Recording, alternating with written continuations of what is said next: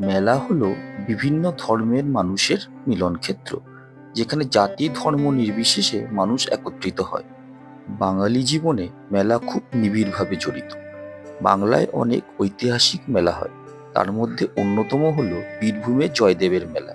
বীরভূমের কেন্দুলি গ্রামে প্রতি বছর মকর সংক্রান্তির দিনে পূর্ণ স্নানের মাধ্যমে এই ঐতিহ্যবাহী মেলার শুরু হয়, যা জয়দেবের মেলা নামে পরিচিত। এই মেলায় বসে জমজমাট বাউল গানের আসর। বহু মানুষ আসেন মেলা দেখতে। গোটা গ্রাম মেতে ওঠে উৎসবের মেজাজে। কিন্তু জানেন কি, কিভাবে শুরু হয়েছিল এই মেলা? কি ছিল এর পেছনের ইতিহাস? চলুন জানি এর পেছনের ইতিহাস। বীরভূম জেলার অজয় নদীর তীরে অবস্থিত কেন্দুলি। আজ থেকে কয়েক হাজার বছর আগে এখানে রাজত্ব করতেন রাজা লক্ষণ সেন। তার সভাকবি ছিলেন জয়দেব।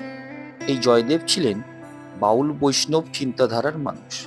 তার জীবনের মূল মন্ত্র ছিল কৃষ্ণপ্রেম। তিনি গীত গোবিন্দ কাব্যগ্রন্থের রচনা করেন।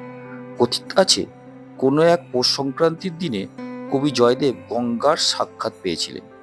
বরাবর পৌষ মাসের শেষ দিন কবি গঙ্গা স্নানে যেতেন, কিন্তু একবার তিনি কোনো অসুবিধার জন্য গঙ্গা স্নানে যেতে পারেননি। এর জন্য তিনি মনে অশান্তি অনুভব করেন।